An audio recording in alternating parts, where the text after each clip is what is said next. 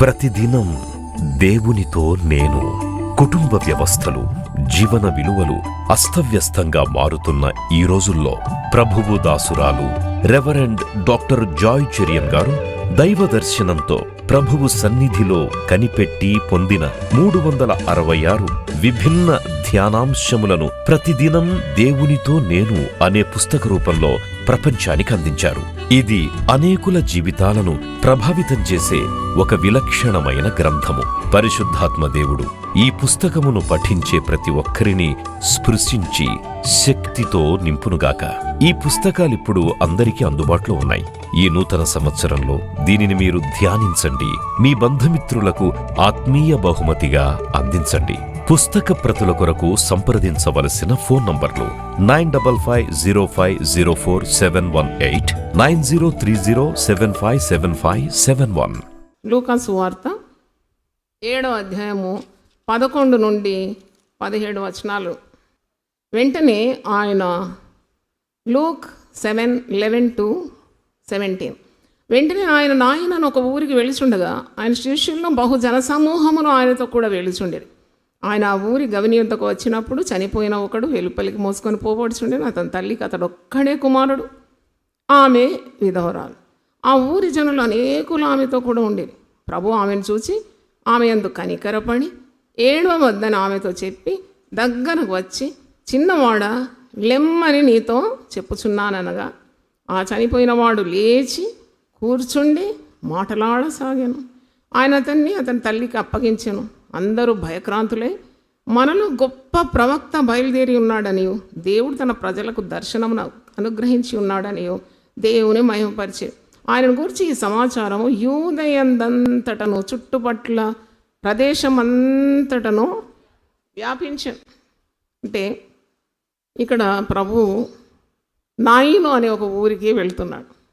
మరి ఆయన శిష్యులు ఉన్నారు, బహు జనసమూహము ఆయనతో కూడా వెళ్తున్నారు. అంటే బిగ్ క్రౌడ్ అన్నమాట. కొన్ని వేల మంది యేసుప్రభు ముందు నడుస్తున్నాడు, వేల మంది ఆయన వెంబడిస్తున్నారు. శిష్యులు ఉన్నారు, జనసమూహం ఉన్నారు. అప్పుడు ఒక దృశ్యం చూస్తాడనమాట. ఆ ఊరిలో, ఊరి పేరేంటి? నాయనుడు. ఆయన ఆ ఊరి గవిని యొద్దకు వచ్చినప్పుడు ఎంట్రన్స్లోనే వచ్చి చూస్తున్నాడు. చనిపోయిన ఒక యవనస్తుడు చనిపోయినాడు. చనిపోయిన ఒకడు వెలుపలికి మోసుకొని పోబడుచున్నాడు. పాడెను మోసుకొని వెళ్తున్నారు కొందరు. అతని తల్లికి అతడు ఒక్కడే కుమారుడు, ఆమె విధవరాలు. ఆమె ఎవరు? విధవరాలు అంటే అర్థం ఏంటి? భర్త లేడు. కుమారులు ఎంతమంది ఉన్నారు? ఆ ఒక్కడేమైనాడు? ఇప్పుడు ఈమెకి ఎవరు ఉన్నారు? అయితే ఆమె విధవరాలు, ఆమెకున్నది ఒకడే కొడుకు. ఆ కొడుకు ఏమైనాడు? చనిపోయాడు. అయితే ప్రభు ఆమెను చూచి ఆమె యందు కనికరపడి ఏడవవద్దని ఆమెతో పలికాను. తర్వాత అది ఆమెతో చెప్పి దగ్గరకు వచ్చి పాడెను ముట్టగా మోయిచున్నవారు నిలిచిరి. ఆయన, చిన్నవాడ లెమ్మని నీతో చెప్పుచున్నానగా ఆ చనిపోయిన వాడు లేచి కూర్చుండి మాటలాడసాగాను. ఆయన అతని తల్లికి అప్పగించు. చూడండి, 7 పాయింట్స్ చెప్తాం మీకు, 7 కార్యాలు. ఇక్కడ నేను ధ్యానిస్తుంటే తట్టిన మాటలు 7 మాటలు. ఇక్కడ 13వ వచనం చూడండి. ప్రభు ఆమెను చూచి, పలకండి మాట. హాగర్ ఏం పెట్టింది పేరు? ప్రభుకు. చూచున్న దేవుడు నీవే. అంటే ఇంత జనసంలో ప్రభు వెళ్తున్నాడు, శిష్యులు ఉన్నారు, ఈజ్ ఫ్లాంక్డ్ బై పీపుల్. ఇంత జనం ఉన్నది. సాధారణంగా ఒక వ్యక్తి ఈ లోక రీతిగా ఉన్నక గొప్పవాడు, ఇంత జనం వెనుకుంటే ఎవరిని పట్టించుకోడు.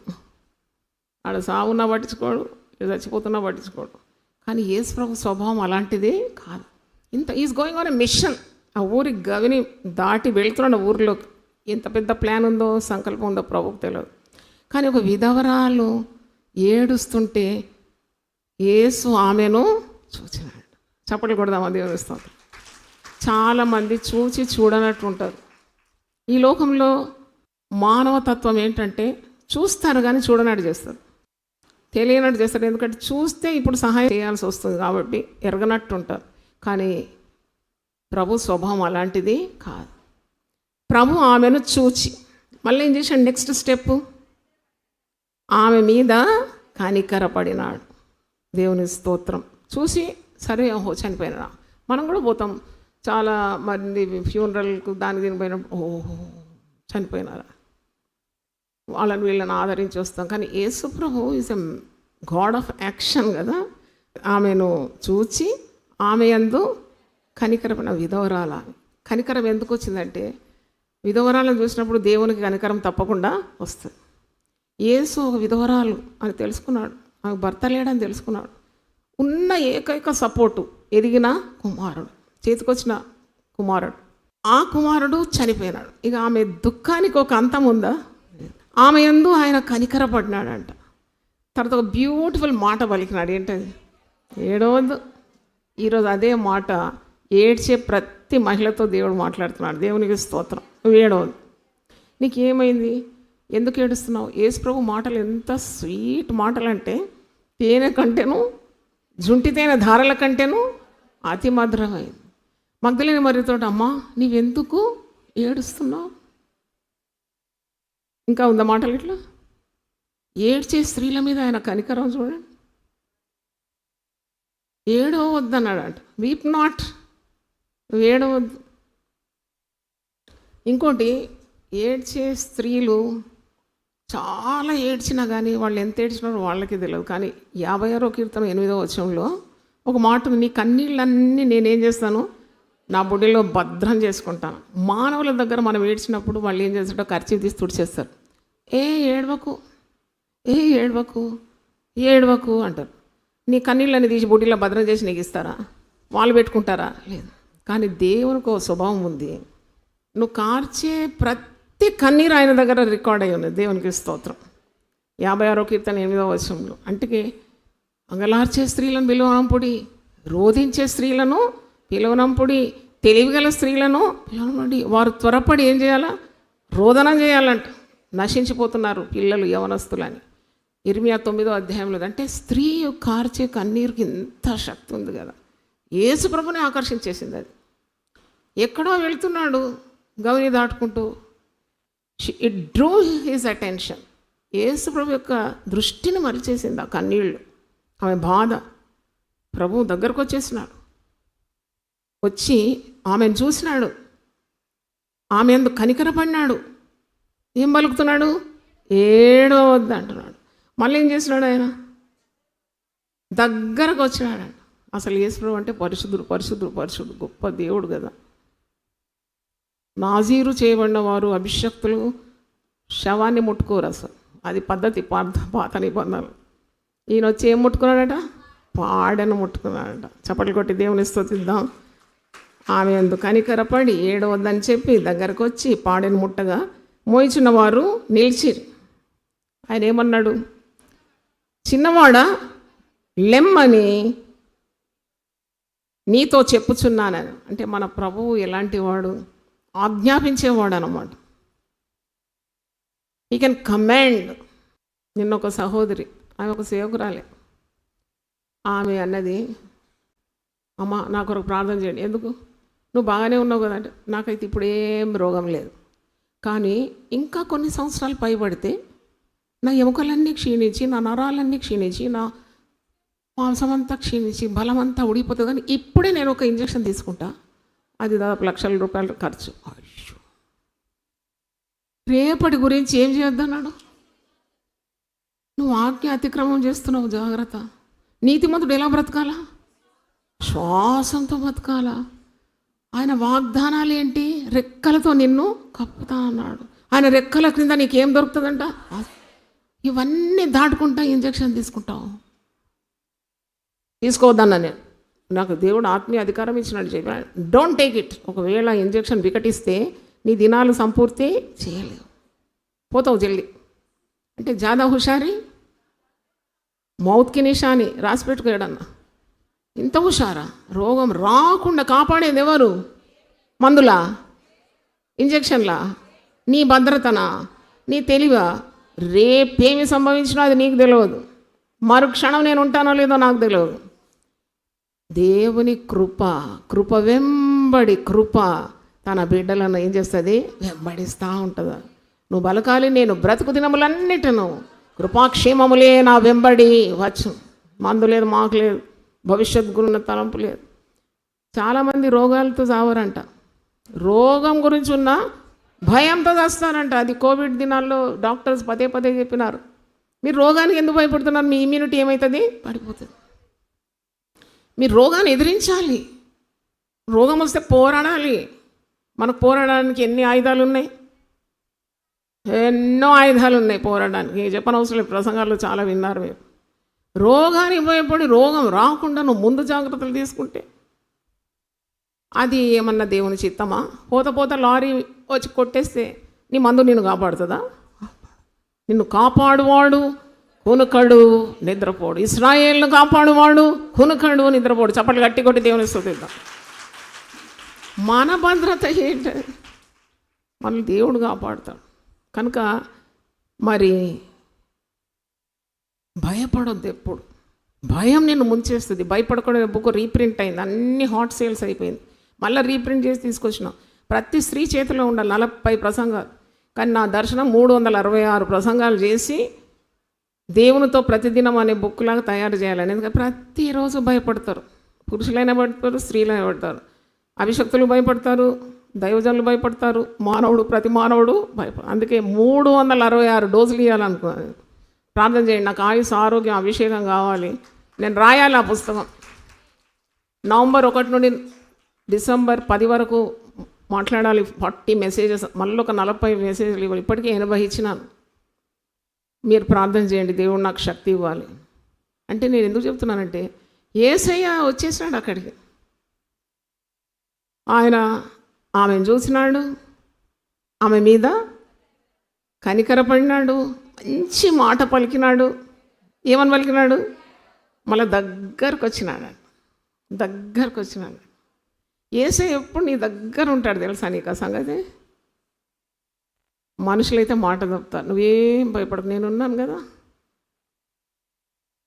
పెళ్లి ప్రమాణాలు తీసుకుంటారు. మరణము మమ్మును వేరుదీయు వరకు మేము ఒక్కరితో ఒక్కరు ఏక శరీరంగా ఉంటాం. నిలబెట్టుకుంటారా చాలామంది? నిలబెట్టుకోరు.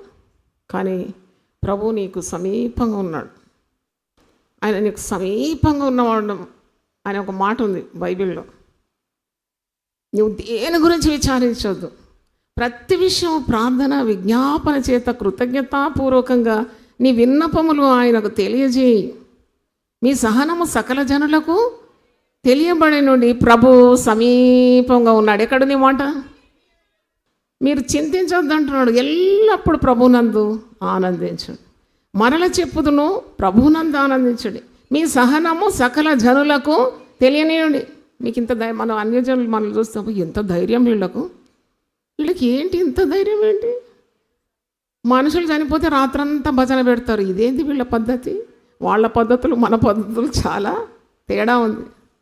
మనకు మనిషి చనిపోతే మనకు ఒక నిరీక్షణ ఉన్నది. క్రీస్తులు మనకు విస్తారమైన నిరీక్షణ. మనం పోగొట్టుకున్న వాళ్ళని తిరిగి చూస్తామనే నిరీక్షణ. అందుకే ప్రమోటెడ్ టు గ్లోరీ అంటాం. ప్రమోషన్ వస్తే ఏడుస్తారా, నవ్వుతారా? ప్రమోషన్ వస్తే పార్టీ చేసుకుంటారా, లేకుంటే బాగా ఏడుస్తారా? లేదు, ప్రమోషన్ వచ్చిందనమాట. You got promoted to glory, మహిమా ప్రవేశం. తిరిగి ఆయన ఆ మరణం నుండి మరి జీవంలోకి దాటుకున్నాడు. మనం అందరం కలుసుకుంటామని ఒక నిరీక్షణ. అందుకే భర్త మరణించినాడని లేక నీ ప్రియులు మరణించినాడని దుఃఖపడొద్దు. అన్యజనులు ఏడుస్తారు, వాళ్ళకి నిరీక్షణ లేదు.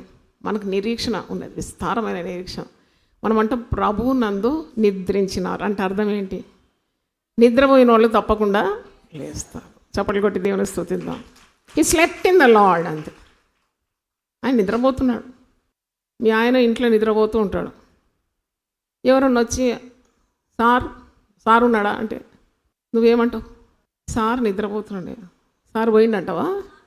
సార్ ఉన్నాడు, నిద్రపోతున్నాడు, లేపమంటే లేపుతా అంటావు. అంటే నిద్రపోయిన ప్రతివాడు కూడా లేస్తాడు. హల్లెలూయా చెప్దామా?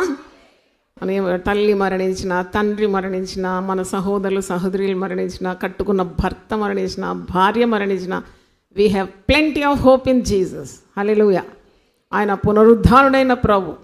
ఆయన ఏ విధంగా పునరుద్ధారుడయ్యానో ఆయన విశ్వసించు వారు కూడా పునరుద్ధానమును పొందుకుంటారనే నమ్మకం. పునరుద్ధానం నేనే, జీవము నేనే. కనుక యేసు ప్రభు పాడె దగ్గరకు వస్తాడంట, పాడెను ముట్టుకున్నాడంట. తర్వాత ఏం చేసినాడు? ఆజ్ఞాపించినాడు. చిన్నవాడ లెమ్మని మీకు సంగతి తెలుసా? నిన్న ప్రార్థన చేసిన దేవా, నువ్వు ఇచ్చిన అధికారం గల నామంలో, మనుషులు నవ్వుకుంటే నవ్వుకొని నాకు పర్వాలేదు, కానీ నాకు దేవునికున్న బంధం చెప్తాను. వర్షాన్ని బంధిస్తున్నాను అనేసిన నేను. అరే నేనేం అనుకోలేదు, నాకేం అధికారం ఉంది ప్రకృతి మీద? మన తండ్రికి ఉన్న అధికారం నాకు ఇయ్యడా? ఇప్పుడు నేను చేసేది ఎవరి సేవ? నా తండ్రి చేసిన సేవ నేను చేస్తున్నాను కదా ఇప్పుడు. మరి తండ్రి నాకు అధికారం ఇచ్చినాడు, నేను చేస్తున్నా. మరి తండ్రి ఆజ్ఞాపిస్తే జరిగిపోతుంది. ఆ తండ్రికి ముద్దు బిడ్డను నేను ఆజ్ఞాపిస్తే కాదంటారా? నిజంగానే మంచి వాతావరణం ఇచ్చినాడు, చప్పట్లు కొట్టి దేవుని స్తుతిద్దాం.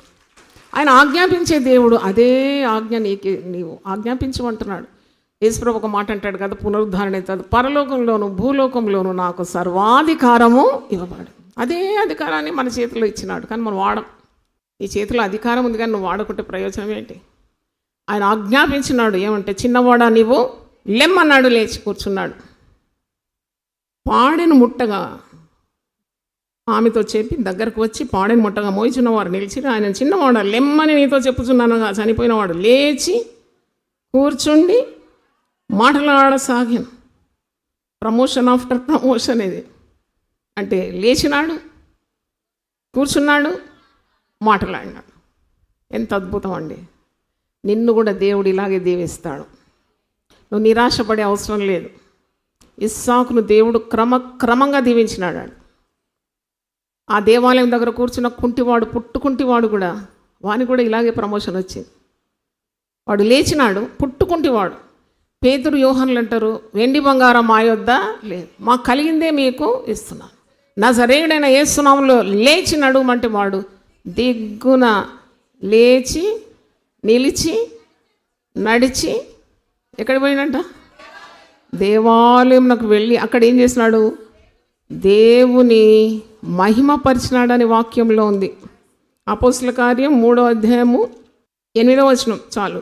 వాడు దిగ్గున లేచి ఒకటి, తర్వాత ఏం చేసినాడు? నిలిచి, తర్వాత ఏం చేసినాడు? నడిచి, నడుస్తూ ఎక్కడికి వెళ్ళినాడు? గంతులు కూడా వేసినాడు అని ఉంది ఇక్కడ వాక్యంలో. Promotion after promotion. ఫస్ట్ చూడండి, లేచినాడు, మళ్ళీ ఏం చేసినాడు? నిలిచినాడు, మళ్ళీ నడిచినాడు, మళ్ళీ నడుస్తూ వెళ్ళినాడు. నడుస్తూ ఉంటే ఏం చేసినాడు? ఇంకోటి గంతులు వేస్తూ ఇంకోటి చేసినాడు. దేవుని స్తుతిస్తూ ఎక్కడికి వెళ్ళినాడు? దేవాలయంలోకి వెళ్ళినాడు. క్రమంగా దేవుడు నడిపిస్తాడు నిన్ను, నీ బిడ్డలను. దేవుని స్తోత్రం, హల్లెలూయా. నాకు ఇది చదివినప్పుడు మనము పిల్లల కొరకు ఎంత ఆరాటపడతాం, ఎన్ని ప్రార్థనలు చేస్తాం, కానీ భయపడే అవసరమే లేదు. యెషయా 54 మీరు ప్రతిరోజు చదవాలి. భర్త సహాయం లేనివాడు, నీ పిల్లలందరూ యెహోవా చేత ఉపదేశము పొందుతారు. ఎక్కడుంది? ఏ వచనం అది? యెషయా 54:13 ఏమనుంది? నీ పిల్లలందరూ యెహోవా చేత ఉపదేశం. నీ పిల్లలు 7 సముద్రాలు దాటి ఉన్నా కానీ అక్కడ పోతాడు దేవుడు. వాని చెవులకు ఏమి వినిపిస్తాడు? ఉపదేశం. కుడి తట్టైనను ఎడమ తట్టైన తిరిగినాడు, వెనుక నుండి ఒక శబ్దం వినబడుతుందంట వారి చెవులకు. ఇదే త్రోవ, దీనిలో నీవు నడుచుకో. హల్లెలూయా చెప్దామా? అందుకే పిల్లలు పిల్లలు పిల్లలు అని ఏడవద్దు, మానండి. ఏడవద్దు అన్నాడు కదా యేసయ్య. యేసయ్య ఏం చెప్పిండు? ఎక్కడ ఏడవాలి మరి? యేసయ్య పాదాల మీద పడి ఏడవండి, కానీ ఊరికే మంది ముందు ఏడవకండి. వాళ్ళు మీకు ఏ సహాయం చేయరు. నేను చెప్తున్నా కదా, దే కాంట్ డూ ఎనీథింగ్. కనీసం భక్తుల దగ్గర ఏడిస్తే వాళ్ళు ప్రార్థనలో చేస్తారు, జ్ఞాపకం చేసుకుంటారు వాళ్ళ ప్రార్థనలు. కానీ వ్యర్థమైన వర్షం మీద పోయి ఏదో నీ మీద సానుభూతి చూపెడుతున్నారు, ఏదో నిన్ను ప్రేమిస్తున్నారు. ప్రేమ లేదు, దోమ లేదు. ఎవరిని అనుకోవాలి మనం? గట్టి చెప్పండి. అట్లా ఏం పడిపోయే అవసరం లేదు. వాళ్ళకి ఏ మేలు చేయరు, పైగా నీకు చెడ్డ పేరు వస్తుంది. నీకు ఎవ్వరు నమ్మరు. ఇంకా నువ్వు అటు దేవునికి దూరం అవుతాడు, ఇటు నమ్ముకున్నవాడు కూడా నీకు దూరం అవుతాడు. నా ఘర్క నా ఘాట్క. బా వాక్యమన్నా మర్చిపోతారు కానీ ఇలాంటివి మర్చిపోరు కదా. అటుగా ఇటు కాకుండా ఏలాడతారు అన్నమాట. అందుకే నెవర్ ట్రస్ట్ ఇన్ గాడ్.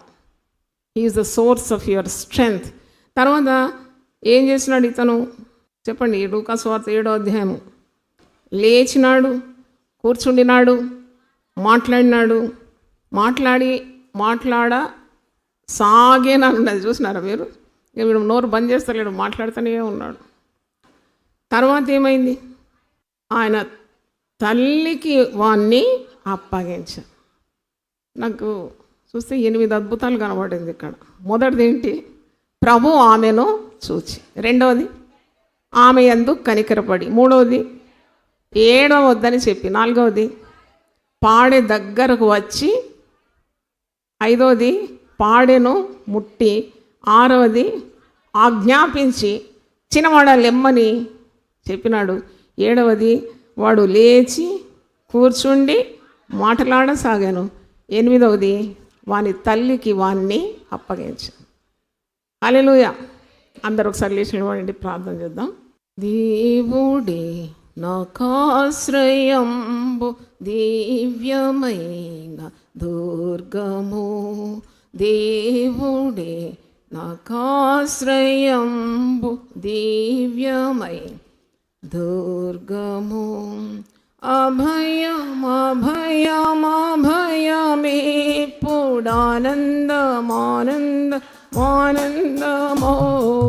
దేవుడే నాకాశ్రయం దివ్యమైన దుర్గము, దేవుడే నాకాశ్రయం దివ్యమైన దుర్గము, దేవుడెప్పుడు తోడుగా దేశము వర్ధిల్లును, ఆ తావునందు ప్రజలు మిగుల ధన్యులై వసింతురు.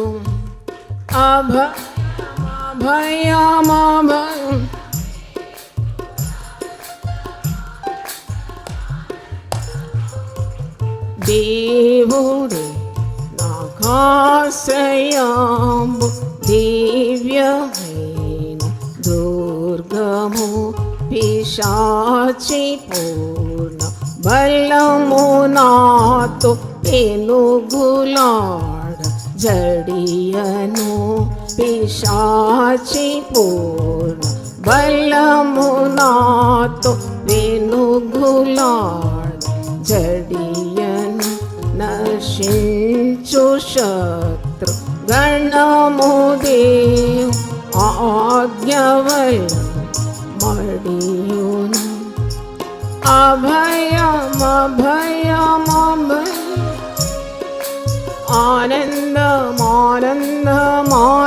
ఆనందమోగ దేవుడే నాకాశ్రయం దివ్యమై దుర్గము, కోటయు నాశ్రయమునయ్యా కోబుదేడుండగా, కోటయు ఆశ్రయము యాకోబుదే ఏటికి వేరవలయునెప్పుడు నాకు పండుగ,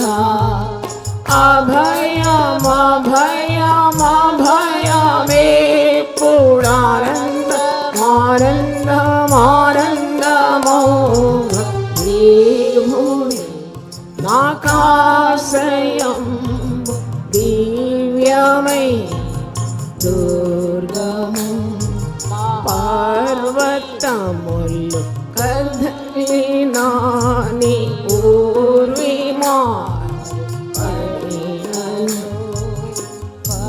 పర్వతములు కదలినా ఈ ఊర్విమా పడినను, సర్వము ఘోషించుచు నీ సంద్రము పొంగినను, అభయ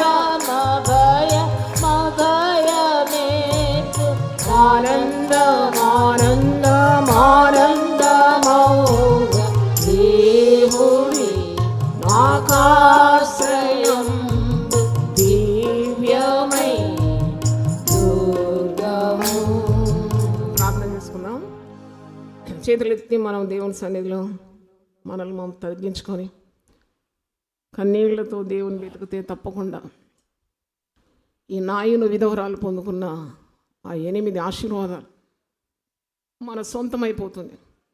ప్రభు సమీపంగా ఉన్నాడు. దేని గురించి నువ్వు చింతించే అవసరం లేదు. నీ చింత యావత్ ఆయన మీద వేయాలి. ఆయన నిన్ను కూడా చింతిస్తున్నాడు కనుక నీ చింత యావత్ ఆయన మీద వేయాలి. నీ భారం యెహోవా మీద మోపము, ఆయన నిన్ను ఆదుకోను. నీతిమంతులను ఆయన ఎన్నడూ కదలనీయడు. నీ హృదయము కలవరపడనీయకు. ప్రభువు నీ కొరకు ఏవేవి దాచించున్నాడు, ఏవేవి సిద్ధపరిచినాడు, ఆ మేళ్ళన్నీ నువ్వు పొందుకోవాలండి. ప్రభు మార్గంలో ఉండాలి, ప్రభువుని వెతకాలి, ప్రభువును సొంత రక్షకునిగా అంగీకరించాలి, ప్రభువు మీద ఆధారపడాలి. ఆయన నీకు ఆశ్రయము, దుర్గము. ఆయన నమ్ముకొను సహాయకుడు, ఆపదలో నమ్ముకొను తగిన సహాయకుడు ఆయన. కాబట్టి నీ భర్త అయి ఉన్నాడు. నరులందరూ నిన్ను చేయి విడిచిన ఎన్నడూ నేను చేయి విడవనివాడు. నీ తల ఎత్తువాడు, నీ తలను కాయువాడు, నీ బిడ్డలను కాయువాడు. నిన్ను పోషిస్తాడు, సంరక్షిస్తాడు, సహాయపడతాడు, నీ మీద కనికరపడతాడు. ఆనాడు ఆ ఒంటరి మహిళ భర్తను పోగొట్టుకుంది, చేతికొచ్చిన కుమారుడు చనిపోయినాడు. ఆమె పరిస్థితిని గమనించిన దయాళుడైన ప్రభు పాడె దగ్గరకు వచ్చినాడు. జన సమూహము 1000 మంది ఆయన వెంబడి ఉన్న శిష్యులందరూ చుట్టుండిన వారిని అందరినీ వదిలిపెట్టి అడుగులు వేస్తూ ఆ దుఃఖంలో ఉన్న స్త్రీ దగ్గరకు వచ్చినాడు. ఆమెను చూచినాడు, ఆమె మీద కనికరపడినాడు, ఆమెతో మాట్లాడినాడు, ఏడవద్దని పలుకుతున్నాడు. పాడెను ముట్టినాడు, ఆజ్ఞ ఇచ్చినాడు, కుమారుని బ్రతికించినాడు. వాడు లేచినాడు, వాడు మాట్లాడుతున్నాడు. అవును, మాట్లాడసాగానని వాక్యంలో మనం చూస్తున్నాం. మరి ఆ కుమారుని ప్రాణాలతో సజీవునిగా తల్లికి అప్పగించినాడు. పోగొట్టుకున్న కుమారుని తిరిగి పొందుకున్నది. ప్రభువుకు అసాధ్యం అంటూ ఏముంది? ఏమి నష్టమైంది నీకు ఈ జీవితంలో? సొంత వారిని పోగొట్టుకున్నావా? భర్తను పోగొట్టుకున్నావా? ప్రాణ స్నేహితులను పోగొట్టుకున్నావా? నమ్మిన వారిని పోగొట్టుకున్నావా? బంధువులు నిన్ను తిరస్కరిస్తున్నారా? నిన్ను తృణీకరిస్తున్నారా? నీకు ఎవరు లేరని ఒక బాధ, వ్యధ నీ హృదయంలో ఉందా? నువ్వు భయపడిన అవసరం లే. నువ్వు పిలిస్తే ఆయన గగనం తెలుసుకొని నీ దగ్గరకు వస్తాడు, నిన్ను ఆదుకుంటాడు, నిన్ను కౌగలించుకుంటాడు, నీ కన్నీళ్లు తుడుస్తాడు, ఏడవద్దని పలుకుతాడు, నీ మీద జాలి పడతాడు. నువ్వు పోగొట్టుకున్న సమస్తాన్ని తిరిగిస్తాడు, సమకూరుస్తాడు. నీవు ఈ లోకరీతిగా ఉన్న ధనం పోగొట్టుకున్నావా? బంగారం వెండి పోగొట్టుకున్నావా?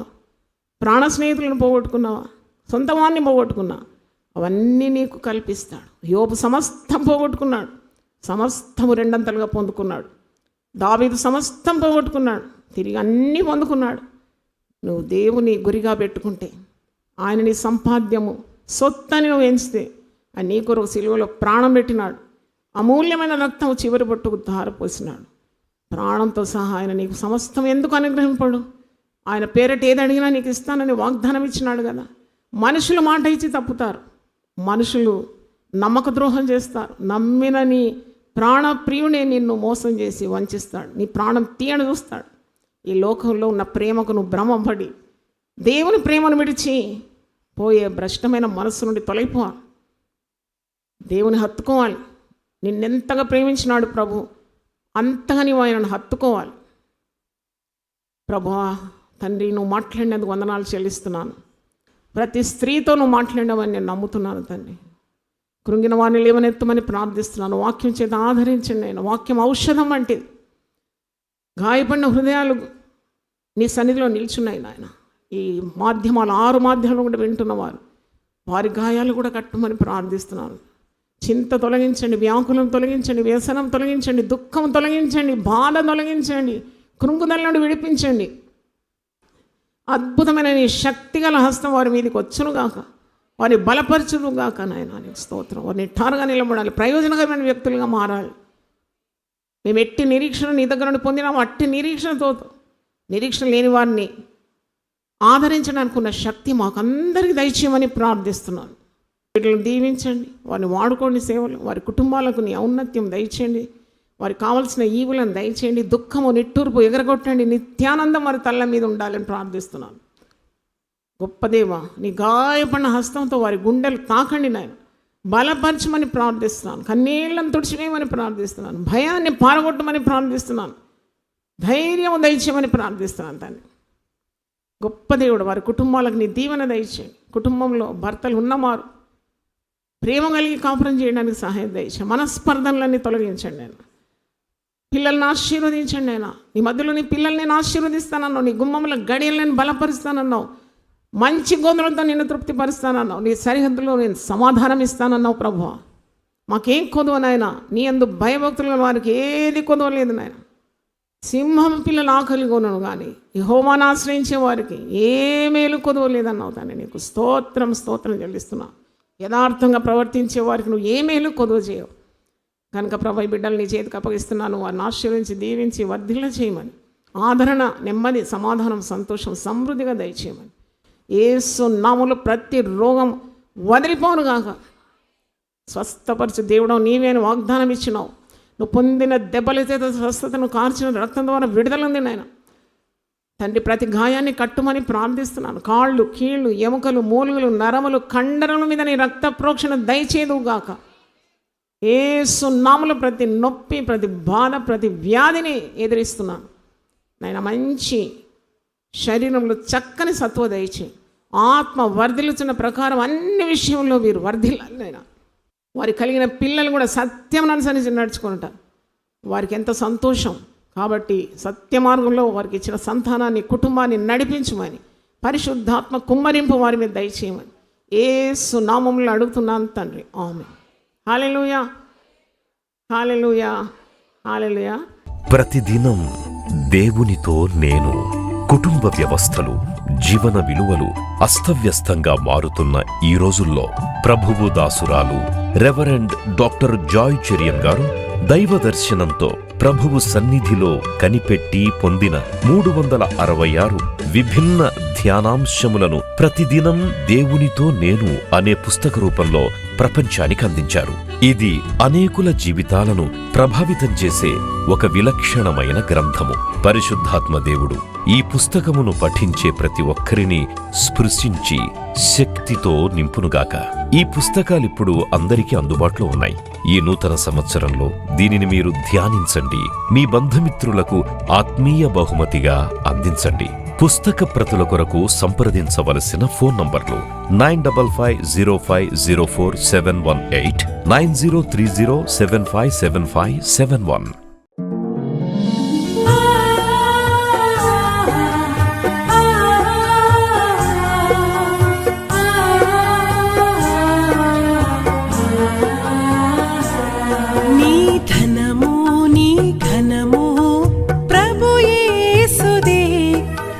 దశమా భాగమునీయ వెనుదీతువా.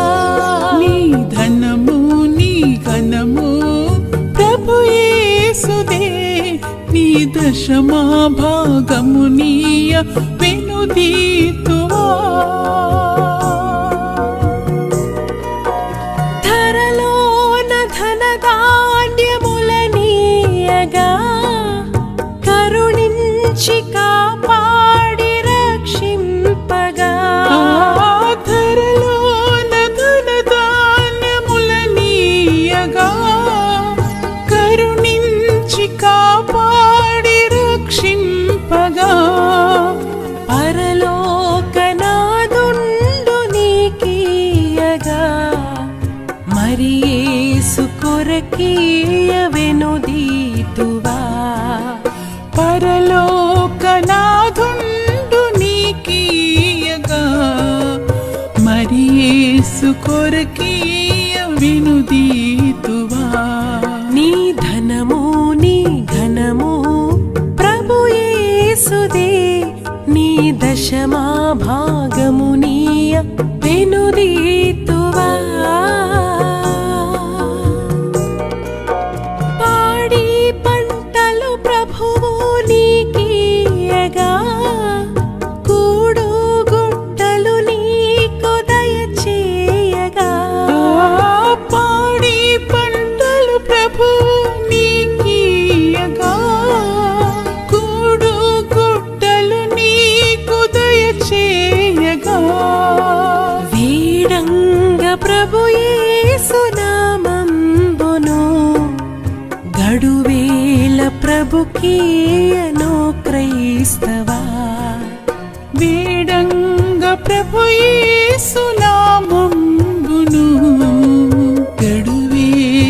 ప్రభుకీయను క్రైస్తవా. నీ ధనము నీ ఘనము ప్రభు యేసుదే, నీ దశ